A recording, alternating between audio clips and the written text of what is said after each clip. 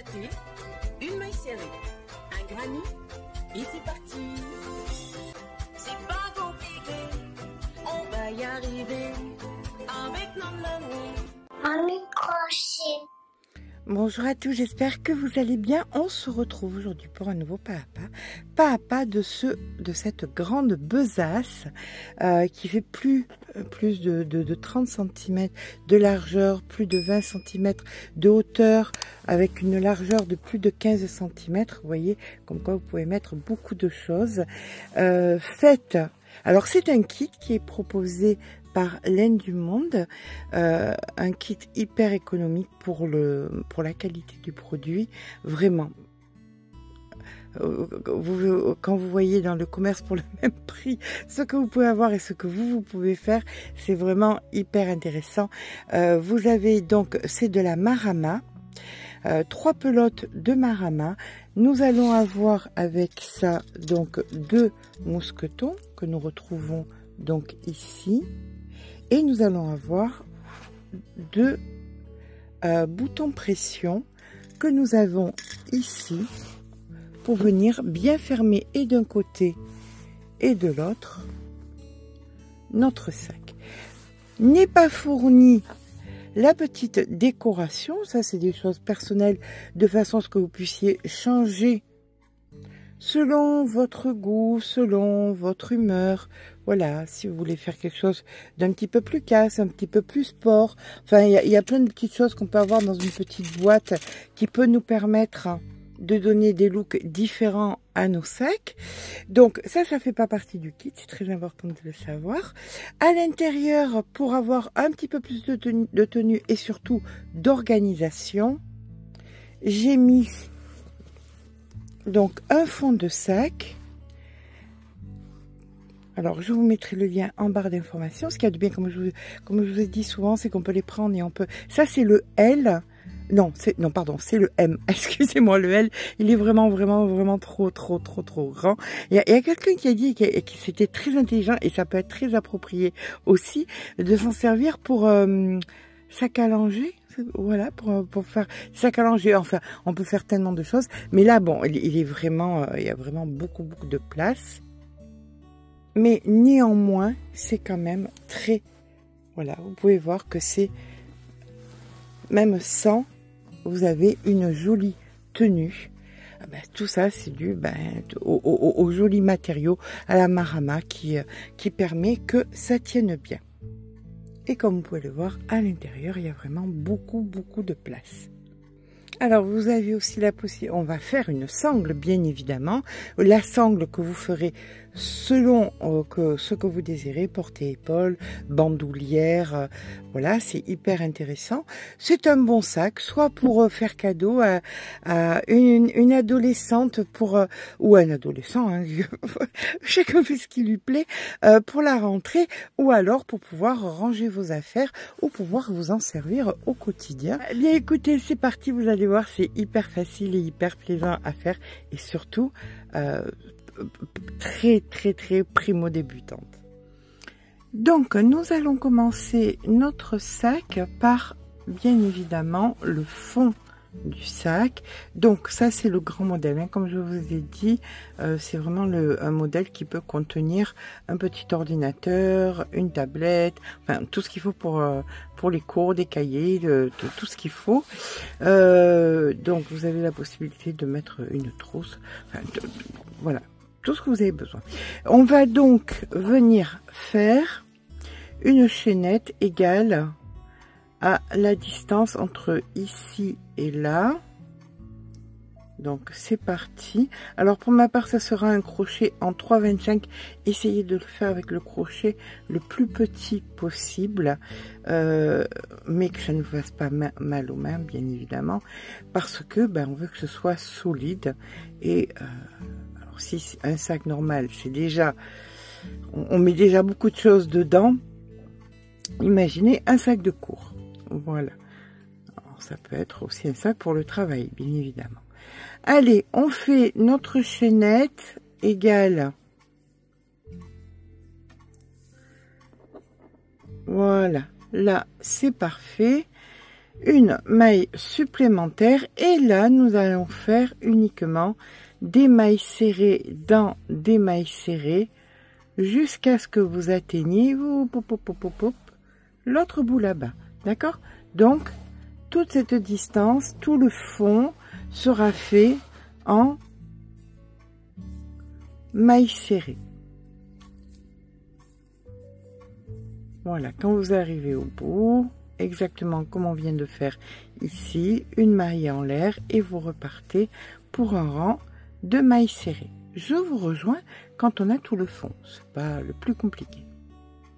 Voilà, maintenant que nous avons le fond qui correspond bien tant en largeur que en longueur, on va venir faire les côtés. Les côtés toujours aussi simples, comme vous avez pu voir le sac fini. Vous avez vu que j'ai essayé de mettre tout ce qui était le plus joli dans le rabat de la besace, parce que je trouve que c'était le plus sympa. D'accord? Donc là maintenant, ce que nous allons faire, c'est que nous allons venir faire une maille en l'air. Vous allez mettre un petit marqueur pour vous rappeler où est votre début de rang. Il est ici.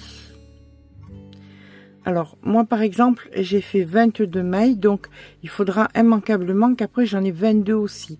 J'en rajoute, il faut pas que j'en rajoute surtout, hein. Là je fais une maille en l'air et je pars de l'autre côté ici et je viens faire une maille serrée dans tous les espaces que je trouve. Voilà. Donc on fait ça jusqu'à la fin du côté, on se rejoint à la fin du côté là-bas. Voilà, je termine ici. Chose très importante, vous allez venir noter le nombre de mailles pour en avoir exactement pareil de l'autre côté. Alors, donc pour moi c'était 22, donc là c'est 48, donc 22, et là il faudra que j'ai mes 48. Ce qui fait que j'aurai au total 140 mailles. Mais enfin ça c'est moi et ma main et ma façon de travailler, d'accord? Mais c'était tout simplement pour vous montrer de bien les noter pour pas vous tromper. Allez, là maintenant vous n'allez pas venir faire une maille dans l'angle, mais vous allez directement venir dans la première ici, qui est la première des 22, quoi pour moi. Donc je fais mes 22, puis je ferai ici donc la totalité de mes 22, je repars sur mes 48, je refais les 22 et on se rejoint ici. Donc voilà, on est en train de commencer à avoir les bords qui se rabattent. Là, vous n'allez absolument pas, on va retirer le marqueur et vous allez travailler de façon circulaire. Voilà, vous n'arrêtez pas, vous allez dans toutes les mailles que vous rencontrez, hop, et vous allez, pas de maille en l'air, pas de ceci, pas de cela, et vous allez faire ça sur approximativement entre 22 et 25 cm de hauteur. Ce sera à vous de voir, d'accord? Alors donc on replie dans l'autre sens, bien évidemment, comme ceci.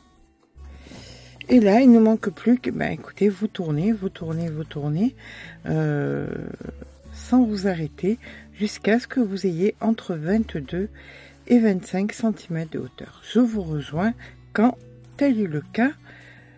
La base de notre sac sera bien entamée. Voilà.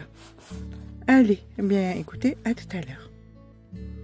Donc voilà, quand vous avez une hauteur qui vous convient, là on est, alors je me replace bien à la base, voilà, je suis quasiment à 22 cm, à peu près, alors, excusez-moi, je vous ai pas donné, voilà, à peu près à 15 cm, vous descendez le crochet de 25 à peu près, de façon à immanquablement, ça se détend un peu. Donc, si vous descendez un tout petit peu le crochet, ça permettra de garder une bonne taille. Donc, quand vous avez la taille qui vous convient, je vous disais, vous allez tout simplement venir prendre votre sac, vous le posez à plat. Vous voyez, là, le fond dirige le plat, d'accord? Donc, vous le posez à plat. Et là, vous allez mesurer d'un côté à l'autre. Pour ma part, j'ai 41 cm. Donc, la moitié, c'est 20 cm et demi. Donc, je vais venir mettre un petit marqueur ici à 20 cm et demi. Souvenez-vous, j'avais noté le nombre de mailles. Donc, j'en avais 48 devant et 48 derrière. Donc, d'ici, je vais partir là pour en avoir 24. Donc, 1, 2, 3, 4, 5, 6, 7, 8, 9, 10, 11, 12, 13, 14, 15, 16, 17, 18, 19, 20, 21, 22, 23, 24. Donc, à la 24e, comme vous le voyez ici, eh bien, j'ai mis un marqueur. Et maintenant, vous allez repartir à l'opposé et compter vos fameuses nombres de mailles que vous aviez. Pour ma part, c'était 48. Donc, j'ai ma numéro 1 ici et je compte mes 48 et je mets ma 48e ici. Ok? Chose que nous allons faire exactement pareil de l'autre côté. Donc là, vous avez la face avant de votre sac, la face arrière.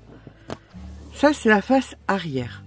Rappelez-vous, nous travaillons de façon circulaire, sans arrêter, il n'y avait pas de maille en l'air. D'accord?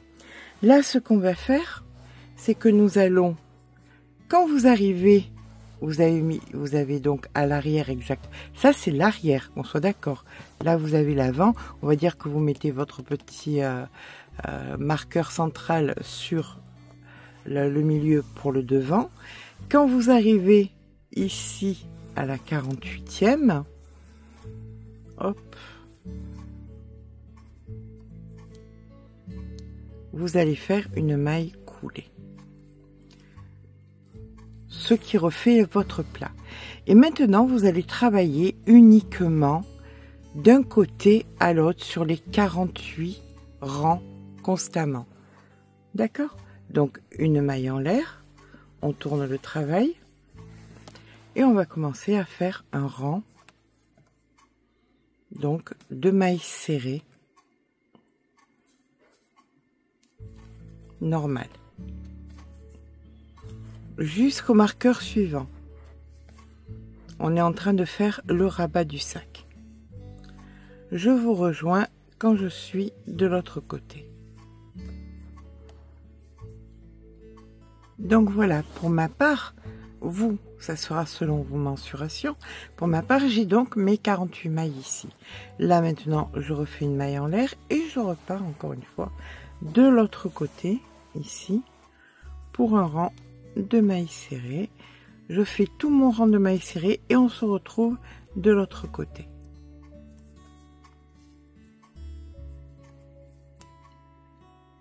Voilà, à partir de là, on va commencer à faire les motifs.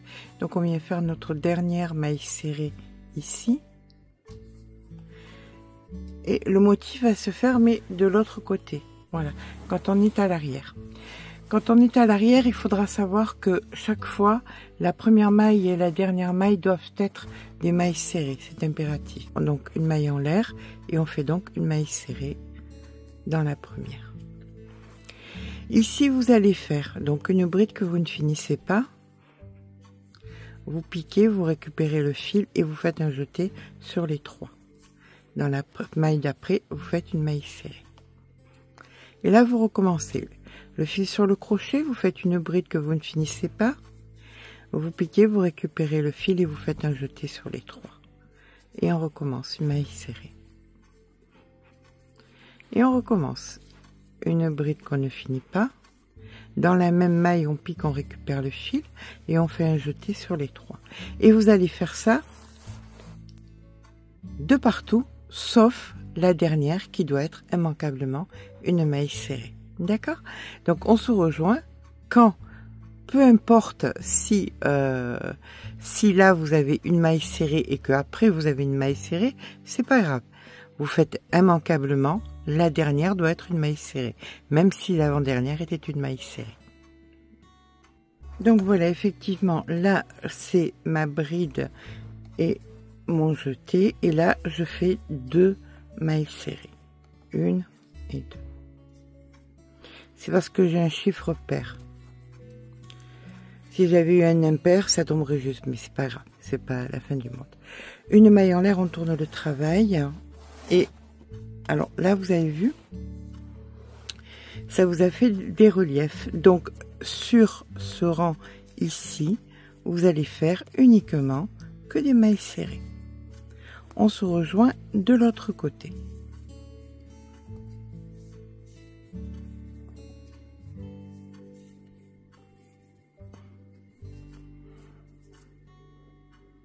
Donc on termine ici par nos 2 mailles dernières, mailles serrées, une maille en l'air. Et là maintenant vous allez faire le contraire, c'est-à-dire qu'on avait commencé par une maille serrée et un motif.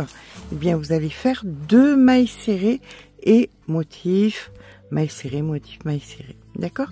Et chaque fois ça sera comme ça. Une fois vous commencerez. Donc tout à l'heure ce que nous avons fait c'était la maille serrée, le motif, maille serrée, motif, et on a terminé par 2 mailles serrées. Quand on a fait le rang d'après derrière, on a fait que des mailles serrées. Donc là vous allez faire 2 mailles serrées et là vous allez faire votre motif, c'est-à-dire la bride que vous ne finissez pas avec la maille serrée, donc le jeté. Et ça va vous permettre de faire des décalages, d'accord? Ce qui va donner qu'à la fin, ici, au lieu d'avoir une maille serrée, vous aurez un motif. Et la dernière, bien évidemment, ça sera une maille serrée. Ensuite, vous recommencerez vos mailles serrées sur la totalité.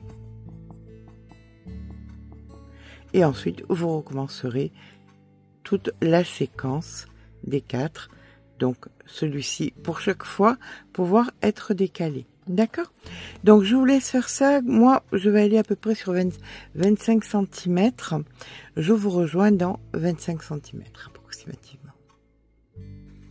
Et bien voilà, la partie donc du rabat est terminée. Par contre je pensais faire 25 cm et pour le coup il n'y a pas 25 cm. J'ai eu besoin de faire, ça on va s'en occuper après, hein, vous inquiétez pas, c'est juste là on est sur le rabat.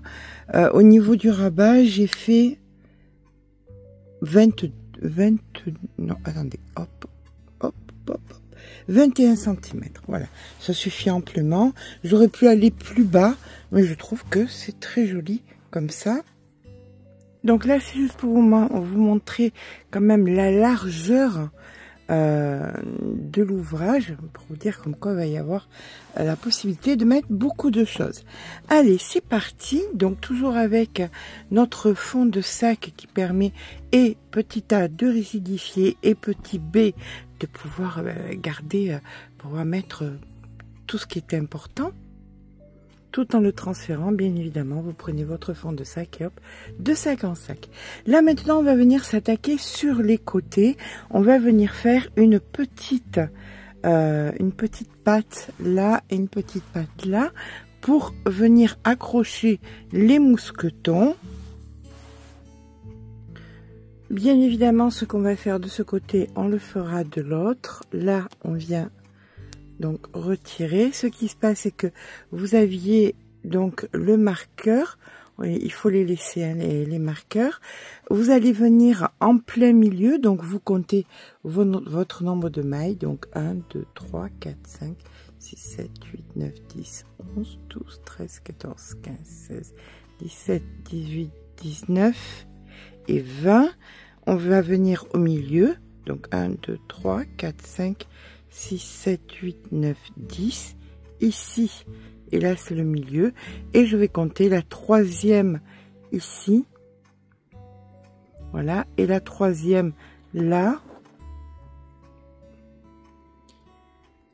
Et c'est cette partie qui va me servir donc à venir resserrer comme ça. Alors néanmoins, pour que vous compreniez ce qu'on va faire, je viens de le faire de l'autre côté.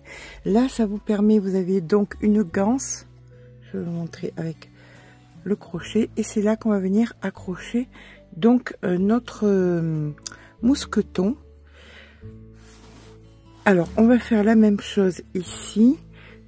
Donc, on a nos 6. Alors, vous, peut-être que ça sera plus grand, mais grossièrement, il faudrait 6 de chaque côté. Vous venez prendre votre fil.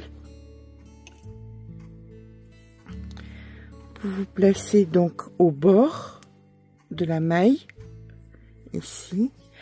Mettez bien du fil donc de côté pour bien pouvoir le rentrer après.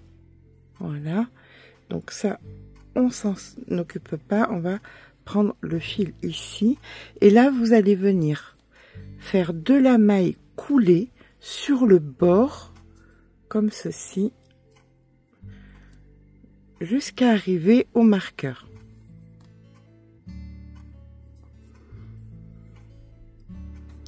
Voilà, donc vous faites vos mailles coulées. Hop.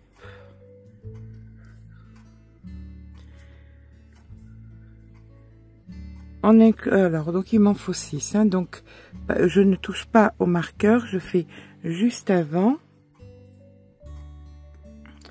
Et une fois que c'est fait, je pousse un peu et je vais chercher celle qui est juste après, ici. Donc là, ici, il y en a 6. Je mets mon fil ici et là, je recommence. Hop, mes mailles coulées sur le même nombre. Donc là, vous avez créé ici la petite patte. On va venir mieux la créer que ça parce que là, c'est juste pour le faire tenir. Alors, au-delà de la petite patte, ça donne un joli style à la besace. Et voilà. Là, maintenant, on vient tourner comme ceci. Là, on va venir travailler dans le brin arrière. Donc, vous passez celle-ci, vous allez là et vous faites pour la première une maille coulée pour que ça se fasse en douceur. Voilà. Et ensuite, vous allez faire des mailles serrées pour que ce soit bien solide. Voilà. Donc, sur la totalité de ce que nous venons de faire, vous faites dans le bras arrière de la maille serrée. Hop, je vous rejoins ici. Donc, on poursuit hein, jusqu'au début où nous étions. Ici, donc, une maille serrée. Hop. Et dans la dernière, ici, vous allez faire une maille coulée. Attention, le fil n'était pas tenu. Voilà. Hop. Voilà. Voilà, le fil n'était pas tenu derrière. Alors, on fait un petit peu attention de ne pas tout défaire. Là, ici, bien écoutez, c'est le moment de venir rentrer les fils. Donc, vous avez un fil d'un côté, un fil de l'autre. Vous faites un nœud et vous rentrez vos fils donc d'un côté et de l'autre. Et ici, vous le voyez mieux, vous avez créé donc l'espace où viendra s'accrocher le mousqueton. Donc voilà, là on a rentré les fils, on peut venir couper. C'est solide, ça risque rien. Vous pouvez mettre du poids. Alors ça c'est l'énorme avantage, c'est que il peut rentrer une tablette, un petit ordinateur, enfin des livres. Vous avez vraiment la place et surtout, c'est hyper solide. Voilà, ça, on peut le retirer maintenant. Et là, nous avons donc les deux côtés où nous allons pouvoir venir mettre les mousquetons. Les mousquetons, on peut les mettre que s'il y a une sangle. Donc la sangle, on va la faire de suite. Donc voilà ce que ça nous donne du dessus quand on a fait les petites pattes pour mettre la sangle. La sangle, alors on a soit le porté-épaule qui va être entre 60, mais ça va être court, hein, 60 centimètres. Comptez plutôt, voilà, entre 70 cm, ce sera un bon porté-épaule, c'est la longueur de la sangle, ça. Entre 70, et pour faire une bandoulière, à partir de 120 cm, mesurez-vous. Voilà, vous prenez votre mètre ruban, vous mesurez, normalement 120 cm, c'est bon. Donc là, on prend notre mousqueton, on va venir, hop, on passe à travers.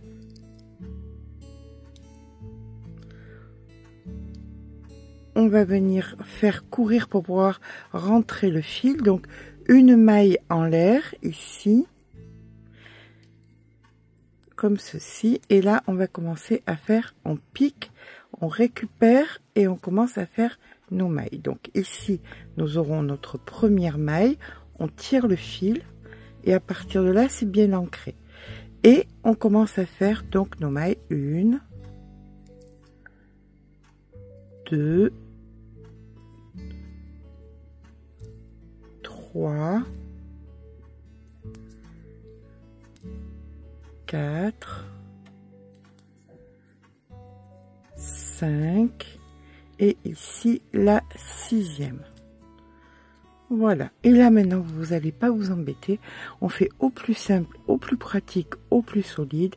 On va faire simplement des mailles serrées dans des mailles serrées. Donc vous partez pour le nombre de centimètres que vous avez choisi et on se rejoint quand on a la sangle de la hauteur qu'on désire. D'accord? Allez, je vous rejoins.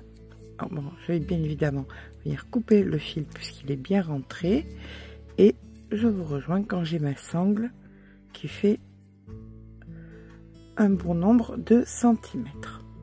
Hop. Vérifiez bien de temps en temps que vous ayez bien vos 6 hein, pour que ce soit régulier. Donc voilà, quand vous avez la sangle qui vous convient, vous arrivez au bout d'un moment où vous trouvez que ça suffit, vous prenez l'autre mousqueton et on va venir ici le placer.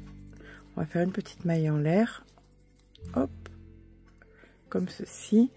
On vient le placer à l'arrière, donc on pique, on passe à travers, on récupère le fil et on vient faire donc un jeté, hop, on le pose comme ceci et c'est parti pour la totalité. On pique, on récupère le fil et ici on fait nos mailles serrées, nos 6 mailles serrées comme nous l'avions fait de l'autre côté. Alors on tire bien.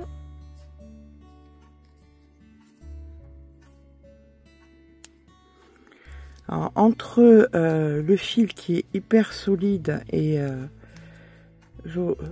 voilà, je n'ai aucun souci sur le poids que vous pourrez mettre à l'intérieur. Voilà, allez, on vient couper le fil. On va prendre notre aiguille à laine, on va faire un nœud et on va rentrer le fil. Je vous laisse faire parce que, ben, écoutez, c'est le plus simple. Voilà, on finit de rentrer le fil. Et on va venir le placer tout simplement. Là, ça va être tout simplement des petits ajustements qu'il va falloir faire, c'est-à-dire mettre le bouton pression. Voilà, on a mis la sangle d'un côté. On va venir la mettre de l'autre. Donc vous attrapez votre mousqueton, vous vérifiez bien que ce soit bien droit quand même. Et là, vous venez à l'intérieur ici, où nous avons créé l'espace. Voilà, vous venez accrocher. Et voilà la sangle de fait. Maintenant, eh bien, écoutez, on va mettre le petit bouton pression. Les petits boutons pression, les deux. Je vais vous laisser faire. Il faut retirer tout simplement le fond de sac. Vous allez d'abord venir mettre ici au bord, hop, le premier et le second de l'autre côté à l'opposé. Voilà. Vous venez le joindre avec donc votre... Alors vérifiez bien que vous ayez une aiguille qui rentre bien dans le... Avant de commencer, qui rentre bien dans les espaces. Hein. Autrement, c'est hyper frustrant. Vous mettez votre fil sur l'aiguille et ça ne rentre pas. C'est méga frustrant. Donc voilà, on va venir mettre les boutons pression. Je vous rejoins quand c'est fait. Alors, une fois que vous avez placé les boutons ici, vous regardez grossièrement où vous allez être. À la limite, vous prenez un petit crayon et vous marquez avec un crayon. Il y aura de toute façon le bouton pression, on ne le verra pas. Et vous vérifiez bien de l'autre côté que ce soit au bon endroit aussi. Je vous laisse faire. À de suite. Donc vous voyez, une fois que vous avez mis une partie du bouton, vous venez vous vérifier où est-ce que l'autre va aller et vous marquez avec un crayon de façon à pouvoir bien que ça corresponde. Voilà, là on le voit bien, vous voyez, c'est beaucoup plus foncé. Donc je vais venir mettre ma deuxième partie juste ici au centre et ça va bien fermer la besace. Donc voilà, les petits boutons pression une fois mis. Voilà. Comme vous pouvez voir, il y a quand même une très bonne tenue à la besace. Vous voyez, sans le fond de sac. Le fond de sac étant surtout fait pour pouvoir bien dispatcher les affaires. Hein, et avoir une tenue supplémentaire, bien évidemment. Mais comme vous pouvez voir, sans aucun problème, vous pouvez l'utiliser sans fond de sac. Donc là, les boutons pression sont mis. Voilà. Et comme il y en a deux, ben écoutez, ça assure une meilleure fermeture à notre besace. Donc voici notre besace de terminée. Elle a une très belle taille. On va vérifier ça. Donc nous sommes sur une largeur de quasi 15 cm sur, allez, on va dire 31,5 et pour une hauteur, hop, ici de 22 cm. Donc vraiment, vous avez la possibilité de mettre des cahiers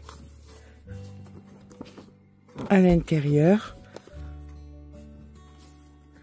Voilà, des cahiers normaux à l'intérieur.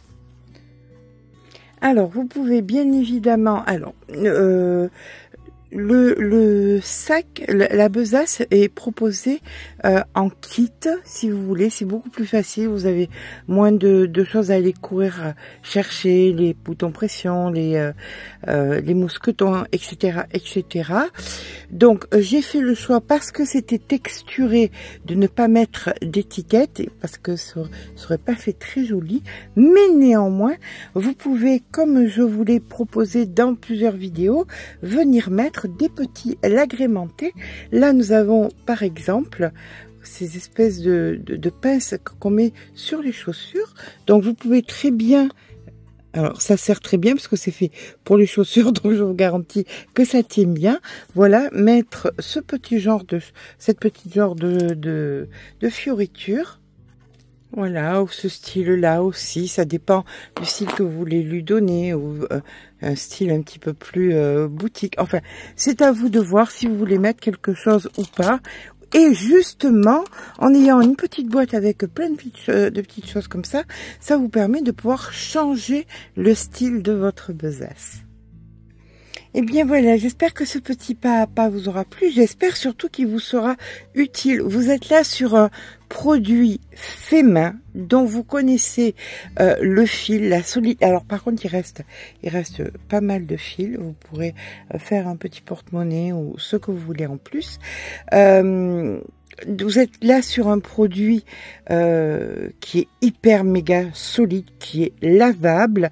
Vous pouvez le bloquer au fer. Vous n'ayez pas peur une fois que c'est terminé.